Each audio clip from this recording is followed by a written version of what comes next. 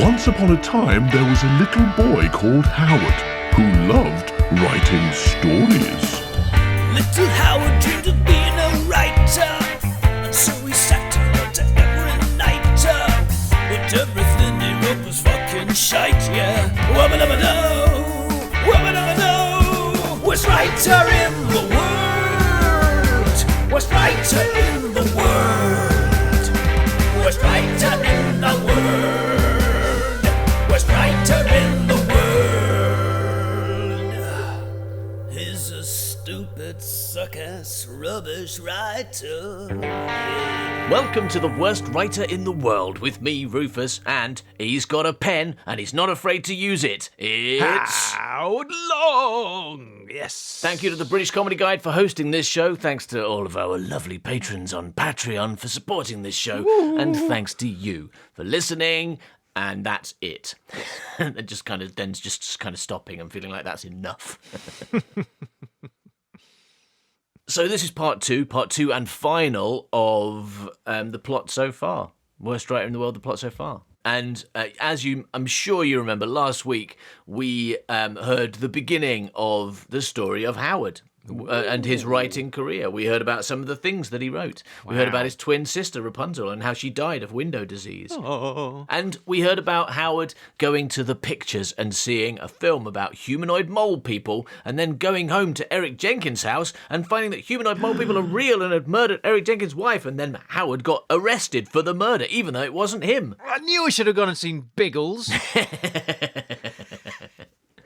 And unfortunately, when Howard was languishing in jail with a G, after being arrested by PC Andrew Wilkinson, he heard someone coming. And he was sure that it was going to be a humanoid mole person come to eat him. But, hello, it wasn't. It was Tom Baker, Doctor Who, come to take him on a TARDIS adventure. Yes. And they did. They went on a TARDIS 5 adventure, in fact. Brilliant. But unfortunately, Vaughn, the Cyberman out of conflict, turned up and scrambled Doctor Who's brains with his brain-scrambling gun. Wow. But just as he was losing his mind, Tom Baker Doctor Who said, "Quick, Howard, we'd better get in my time TARDIS and take you back home to the past before I forget how the thing works." And that's where we left it. All right, let's get started, shall we, Howard? Yes, please.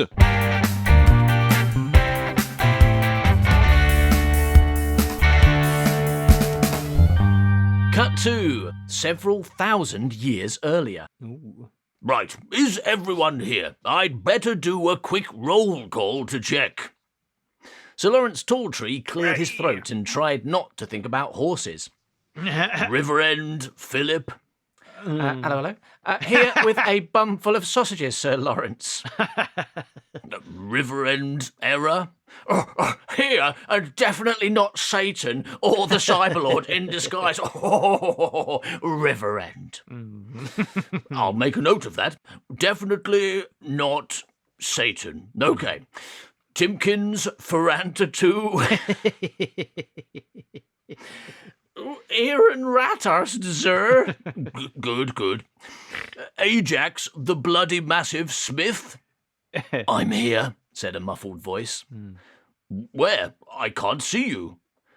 I'm under this sofa in 2 armchairs. Why?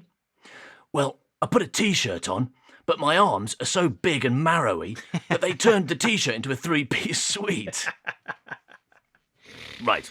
Well, what? Okay. Next up, I have Sly and Skullgull Haggerty. I'm just over here cutting this man's head off. Oh, yeah, I really want my head cut off by a murderer. Yeah. I'm so glad no one's trying to stop him or help me in any way. Brackets, sarcastic. Yeah, nailed that. Jolly good. Now, that just leaves 2 people. Firstly, our magician, Johann P-Nazi Spellbinder. T, bring me your petit pois and I will oppress them. And is there a Howard Long here? Hooray! Yes, but I don't want to be. Tom Baker Doctor Who said he was taking me home in his time TARDIS, but then he brought me here. Who's Tom Baker Doctor Who?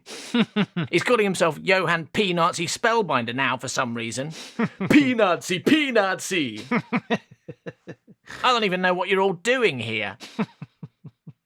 Well, we're going to stop the baddies from releasing lots of chaos beasties by extinguishing the candle of ever, said Talltree. As plots go, that's both needlessly complicated and frustratingly vague, said Sly. And how are you going to stop them? Asked Howard. By murdering them, said Ajax. By giving them bum sausages, said Philip. by getting drunk at them, said Timkins. by murdering Sly at them, said Gull Haggerty. By sarcastically saying, oh, you're really good at chanting. I bet the Chaos Beasts will love you until they lose confidence, said Sly.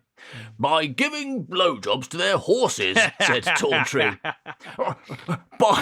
by drilling for balleranium, said Error. By discriminating against their peas, said Tom Baker P-Nazi Who.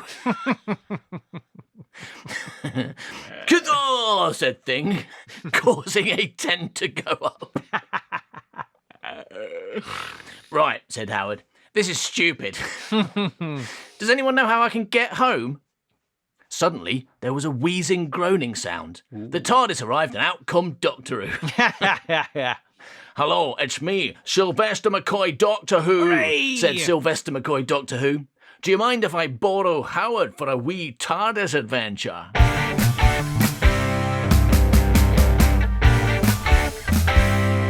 I'm going to need you to plug this CD player into your imagination.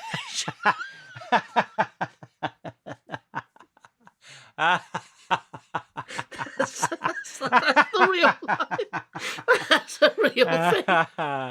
That's not me exaggerating. That's exactly what happens. Yeah, but that's not. But you understand that what I wrote isn't real, right? I mean, it was only fiction. You know. Yeah, no, it's such a good idea. I'm going to need you to plug this CD player into your imagination, said Sylvester McCoy Doctor Who. Then take your clothes off and run through central London. Why? Asked Howard. Hey, are you Doctor Who? Are you a fucking space genius who's been everywhere and met everyone and knows everything that's going to have happened in the whole history of forever? No. So, plug the CD player into your imagination and get your pants off. It's the only way we can defeat the Hush, an enemy you can't see or hear or feel and has no effect on the world, and I just made it up. But if you don't get naked, then everyone will die because I'll kill them. We'll have to go look at the big pile of skeletons at the end of the universe again. Not the skeletons, said Howard. So Howard did what Sylvester McCoy Doctor Who wanted, and he ran through the West End of London naked. He ran past Farringdon Station, down Moor London, through Leadenhall Market, across the Millennium Bridge, through the Trocadero, over Tower Bridge, past the London Eye, through Greenwich Park, down Charing Cross Road and back to the TARDIS. Well done, Howard, said Sylvester McCoy Doctor Who. You defeated the Hush with your nudity. I was watching you on my scanner screens and you looked damn good while you were doing it. Woo, said Howard. Yeah. Anyway, I must be going. I have to go to Skaro to pick up the remains of the Master and take them to Gallifrey. Why? You know how the Daleks are the law enforcement of the universe? And when you do crimes, like the Master, the Daleks put you on trial, then they exterminate you, and after that, the Daleks put your snake in a box, and I have to take it to Gallifrey. That doesn't sound right. I like the way that, to be fair, the most absurd plot so far is not the one I wrote. Okay. Yeah, no, it is absolutely. Yeah. That is exactly what happens in the opening, the opening voiceover in the movie. That is, I haven't changed that at all. No. That doesn't sound right. Anyway, got to go now. Bye bye, milk. Sylvester McCoy Doctor Who got in his TARDIS and fuzzed off. London, said Howard to himself, staring in wonder at the many lights of the West End and the 10 times as many people. This place needs more lights, he said. But I like it. My dream of moving to London has almost come true. I just need 2 things. 1, a house, and 2, some underpants. Howard looked down at his still naked and shivering body. Excuse me, has anyone got any spare pants and a house I can borrow? Hello, anyone?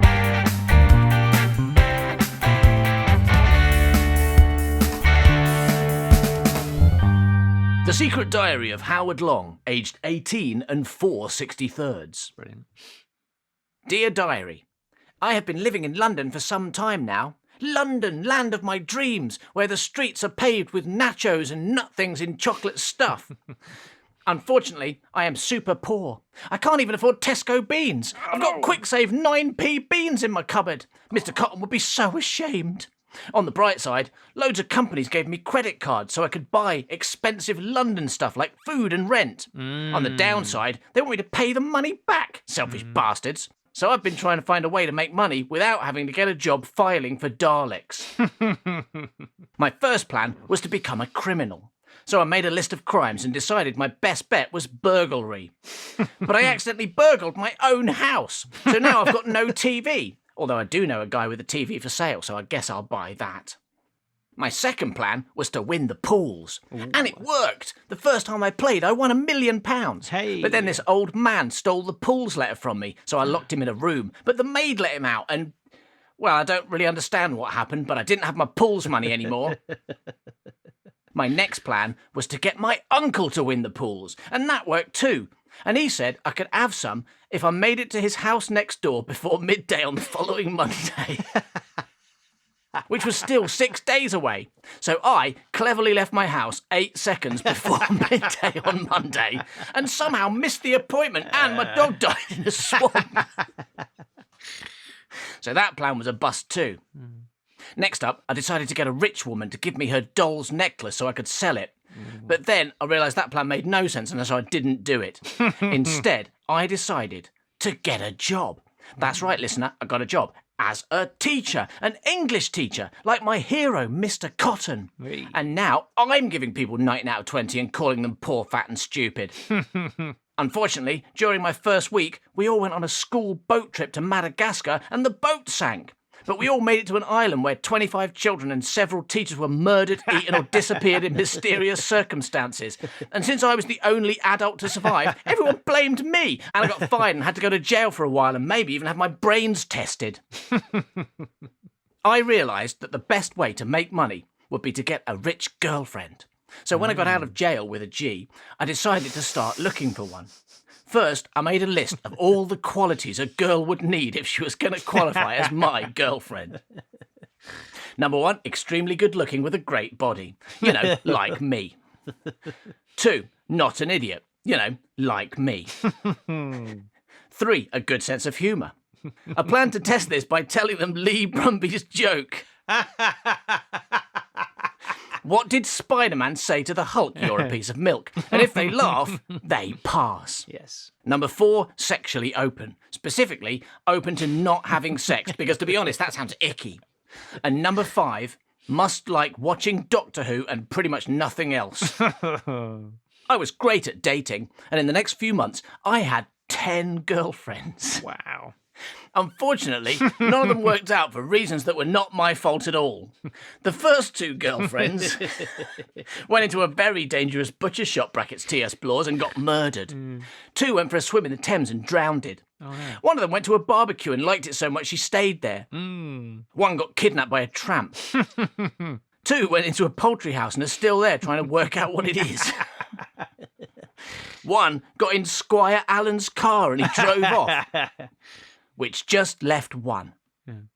The 10th turkey, woman, was called Claire Harper, and she was my soulmate. I wanted to do her so much. No, hang on, I loved her so much that I decided to ask her to marry me. So I bought her a pork ring and I proposed. And she said, OK, but you have to meet my parents first. She sounded a lot like my dead sister Rapunzel. Best not think too hard about that. So we made a date and I went to her house. Things went well at first. I talked to her dad about football and Dansford Blue, my favourite horse. I've got pictures of him all over my wall. Yeah. And sometimes when I look at them, I feel funny in my downstairs bum area. Anyway, we were getting on like a burning house when Mr. Harper said, "Who's your favourite actor?" Well, that question was easy. William McRuins, I said. I love him. I love him in that play where he's the lead. I don't like William McRuins, He doesn't. said Mr. Harper darkly. Then he threw me out of the house and I never saw Claire again. Cried, went bed.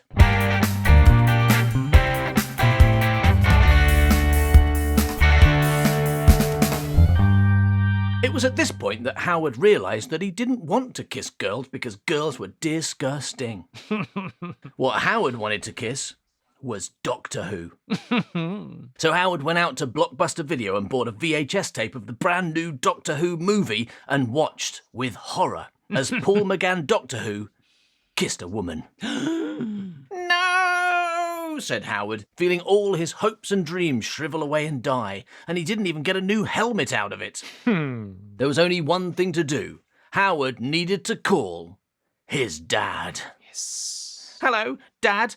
Have you got a minute between drowning all those puppies to come and pick me up? Doctor Who kissed a woman. This isn't your dad, it's your mum, dib, dib, dib. I found some old cassette tapes of the Bull Rubbish Roadshow that you did with Rufus when you were both 5, and I watched them. You watched our audio cassettes? Yeah, and they were rubbish, so I burned them. Mum, can I speak to Dad, please? And I read some of your choose-your-own-adventure books that you wrote when you were 9. They were rubbish. You can't call your main character Woggy the Doggy. And where's that pig got diamonds glued all over him? If he's not careful, he'll get robbed by a normal elephant trainer who's lost the £100,000 he keeps under his mattress. You know, like happened to your Uncle John. I told him, I said, don't be so daft, John. Put your money in the bank. And he said, my name's not John, it's Prince Kong, and I like swallowing ghosts. Mum, can I please speak to Dad? It's important. It's about Doctor Who. Well, no, you can't, because your dad got eaten by that creature that lives in the well in our garden. You know, Glar the Master. Howard put down the phone, experiencing deep sadness due to the facts that his dad had been eaten, his mum thought he was rubbish, and most of all, because Doctor Who kissed a woman. I'll never be happy again, wailed Howard. Hang on, what's this? Howard picked up the letter and tore it open, and found, to his delight, that it was an invitation to Doctor Who's TARDIS. Dear Howard, please come to my TARDIS, 29th of April, midnight, the Wise Place Chip Shop, from Doctor Who, P.S. Don't be late.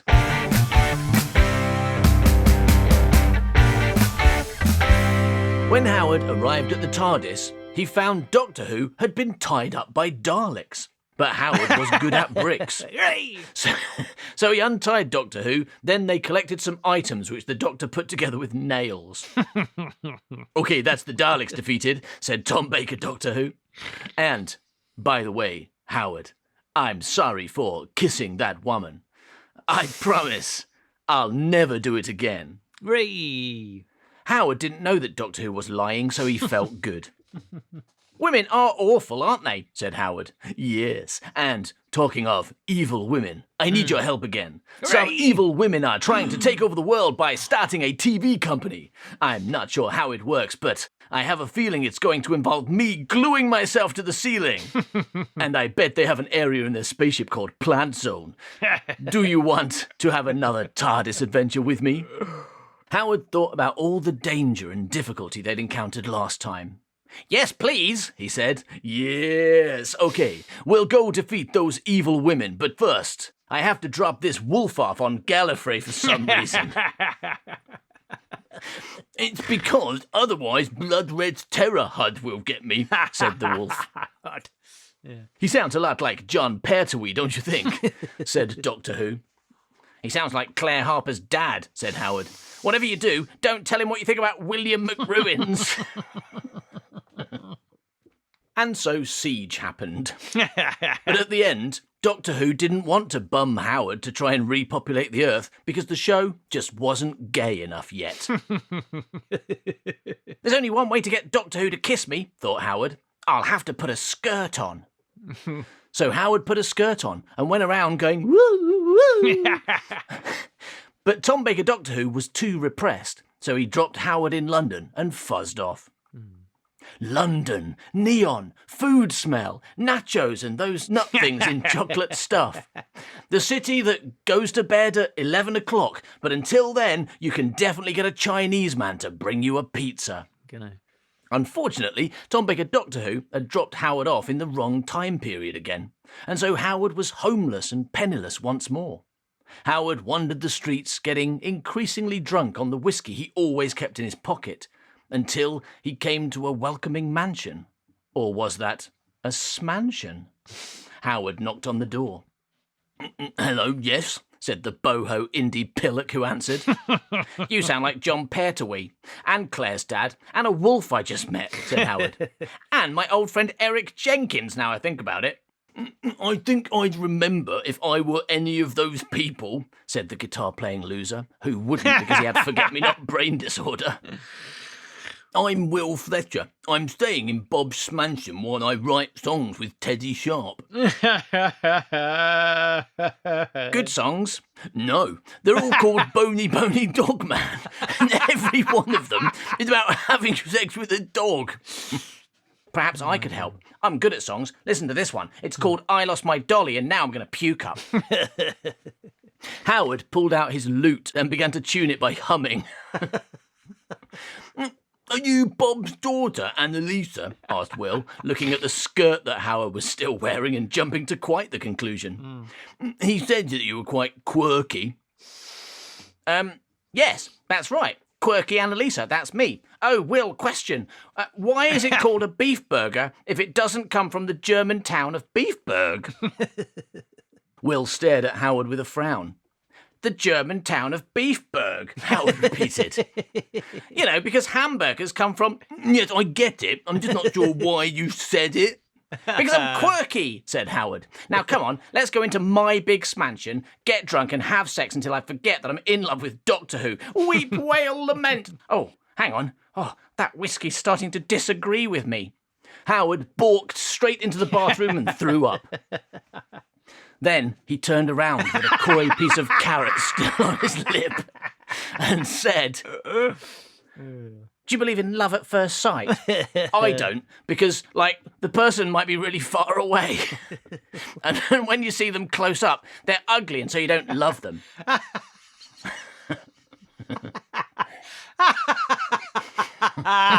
Yes. Yes. I mean, it's a fair point. "Hey, tomorrow let's put on wedding dresses and go to the park. We can feed ducks and deer and murder all the fish." "Why do you want to murder fish?" "Got to murder fish, Trevor."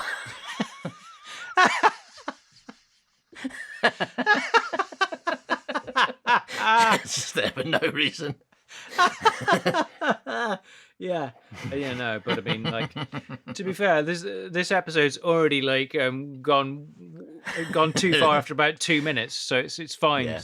That line was Get good. some Man by Cow in there as well. Yeah. "Got to murder fish, Trevor, otherwise the sea will get full." Howard vomited some more. "Actually, I'm feeling pretty rough. Maybe we'd better skip the sex and go straight to Sleepy Bibos."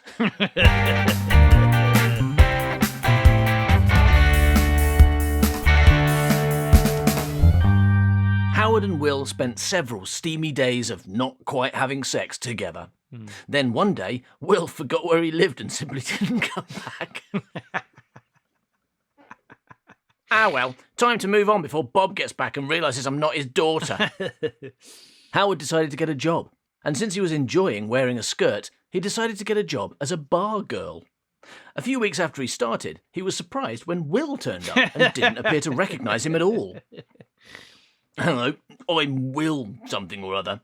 I'm booked to sit in the corner and play guitar for an hour to people who'd rather I didn't." Howard pretended they were meeting for the first time, and he and Will quickly fell in love again. They went for a long walk, entertained some nuns, won an egg barrow and spoon race, shared racy stories of childhood sexual abuse, went on the London Eye when it was closed, and visited a random old lady in a nursing home who Howard pretended was his gran. Finally, they went back to Will's apartment to do some sex. "I just need to get in the mood," said Howard, "by going to the bathroom and looking at my own boobs." But when Howard got to the bathroom, he was faced with the fact that he didn't have boobs. "No boobs! How am I going to explain this?" he said to his half-naked reflection. Then he looked down at the sink, which was full of pills and razor blades. "I've got it," he said, then rushed back into the lounge and said, There never was any intimacy, was there? Which may seem like it makes no sense, but it was the best he could come up with on the fly. Before Will could ask any difficult questions like, what are you talking about? Howard ran away to the park. Unfortunately, because Howard wasn't very good at running, Will quickly caught up with him and kidnapped him. It's absolutely what happened in that film. So Howard had to wait until Will forgot who he was again before he could escape Will's quite open plan apartment.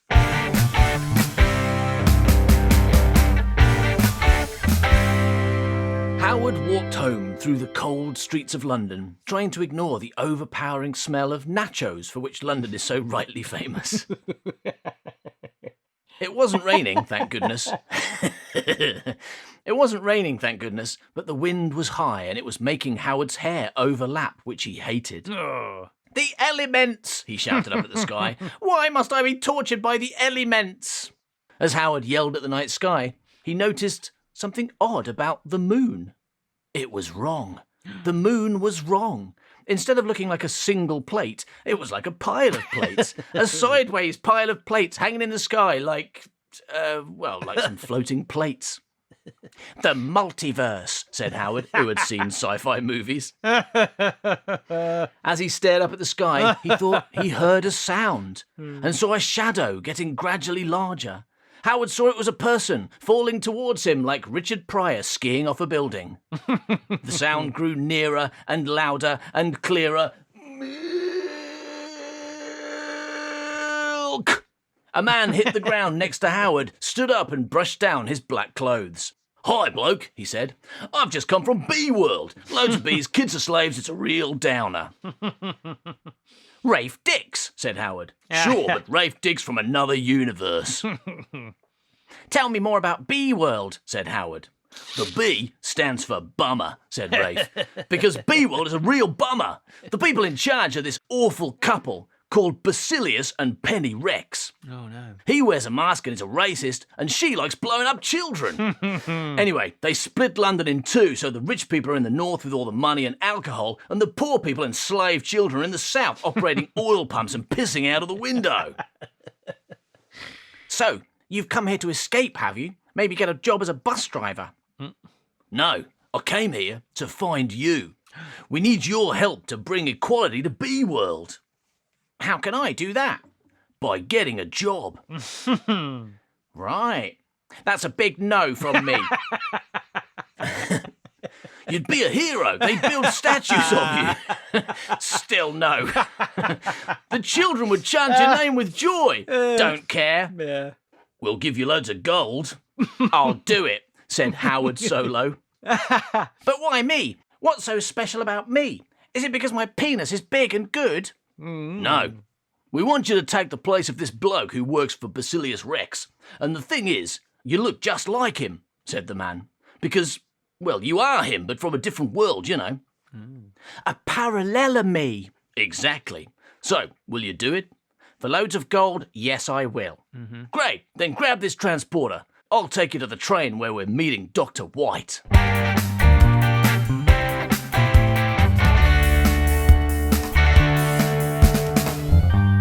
Howard looked down at his new fingertips and blinked his new eye.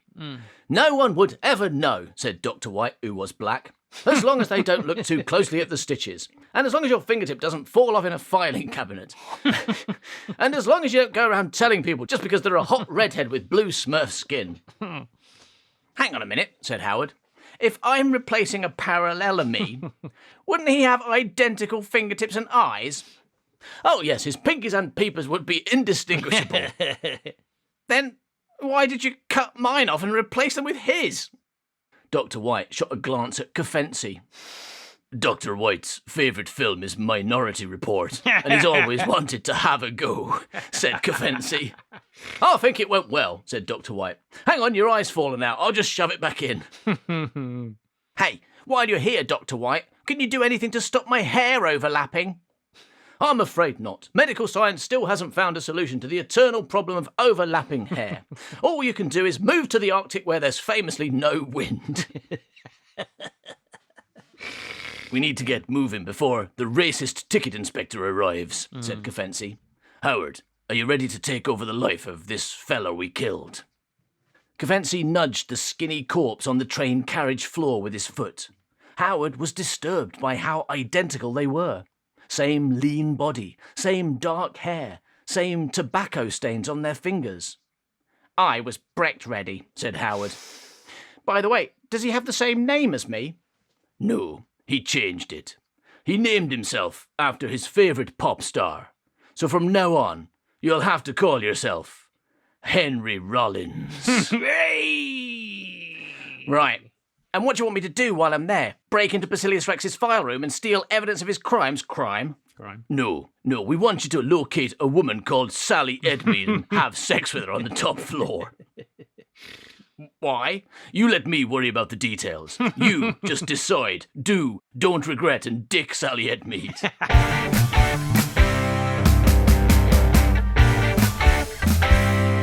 The office was linear. Yeah, it was. Howard was sitting at his desk trying to stop his hair from overlapping when the woman who sat opposite, Sally Edmead, said, "Oh, I don't understand why my computer won't work." "You've got the screen the wrong way round," said Howard. Sally turned the screen to face her. "Ooh, Howard, beans," she said. "What? How can I ever thank you? Would you like a lolly I've shoved up my snatch?" No, thank you." "All right, let's go upstairs and fuck then, shall we?" Brilliant. Howard sighed. He didn't want to because Sally Edmead was weird and was always trying to get people to call her Ginger Bee Sting for some reason. But this was the mission that his brother Kafensi had given him. "All right," he said, "but you'd better give me 5 minutes to wank myself into the mood first." Howard trudged to the lift, took it to the top floor, and wanked for 5 minutes. When Sally arrived, they fucked, then fucked again, then pissed on each other, then went back to work. "Hang on a minute," said Howard. "This hasn't solved inequality at all." "I've had enough of stupid B-World, and stupid women, and stupid Doctor Who, and the stupid elements making my hair overlap. I'm going to move to the Arctic and count polar bears."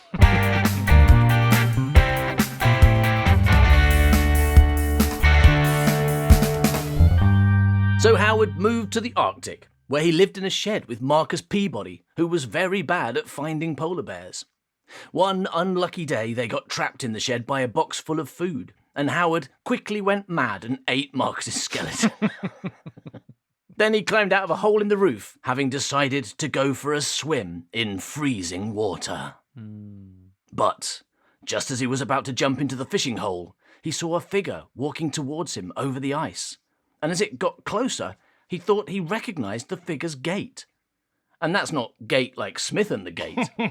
And not the kind of gate that you can leave open and allow 10 turkeys to escape. This was the kind of gate that people with legs have.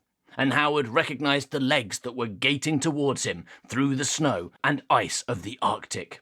"You all right there, Howard?" said Rufus, Howard's best only friend. "Rufus, where have you been?" "I got stuck in South America." "What, with glue?" "Yeah, I got glued to a rock in Argentina, and I only just managed to unstick myself." "What are you doing here?" "I came to find you. I think we should work together on this brilliant idea I've had. Are you busy?" "Well, I was just about to kill myself, but I suppose now you're here, I don't have to." It was true. Rufus truly made life worth living for everyone. Yay! "So, what's this brilliant idea?" "Before I tell you, let's make sure that everyone agrees that it's my idea and I should get all the credit for it, even if you do a lot of the work, okay?" "Let me guess. You want to write a book together about a detective who has to take on the Egyptian god of making crabs go big, and then he fights an evil pope called Pope Mordecai Cymbeline, and then he gets stuck on Uranus and has to make friends with a rock called Rock Prostitute." "No, that sounds like an enormous amount of effort for very little return." "Good point. My idea's much better than that," said Rufus. "You know how you wrote loads of stories and scripts when you were younger, but then you put them in the attic and forgot about them?" "Yes." "And you remember how we used to do the Bull Rubbish Roadshow? which was basically a podcast before podcasts existed. Yes. Well, I think that we should enter a snowman competition, said Rufus. With all the snow lying around here, I reckon we could do 1 million. So Rufus and Howard built 1 million snowman, and they won the snowman competition with ease because their closest competitor had only made 15. The end. Little Howard dreamed of being a writer, and so he sat down to every night. But everything he wrote was fucking shite, yeah. Wubba-dubba-doo, worst writer in the world, worst writer in the world, worst writer in the world, worst writer in the world. Thank you for listening to this episode of the Worst Writer in the World show. Yes. If you have enjoyed this and the 200 and something episodes that came before it and want to say, I want more, where can I get more from? Then go to patreon.com/manbycow, where we also have hundreds more episodes of things like the Secret Gang podcast, Gret Binchleaf stories, exclusive Man by Cow episodes, much and all stuff. kinds of other guff as well. If you go further back, you'll even find extended episodes of Rufus and Howard's The Worst Writer in the World podcast show. Yeah. Like Rapunzel, for example, that classic Rapunzel has whole scenes and sections in the script that are just Wow. not in the public episodes. Same with a lot of the early stories. They're longer on right. Patreon. And just think about it, we peaked with Rapunzel, so if you want our best material, just go back and listen to that. Yeah. And you can get that. You can get those extended episodes for as little as $2 a month, as well as a lot of other stuff as well. So thanks for listening, everybody. Bye bye, milk. Bye bye, He's a stupid, suck-ass, rubbish writer. Yeah.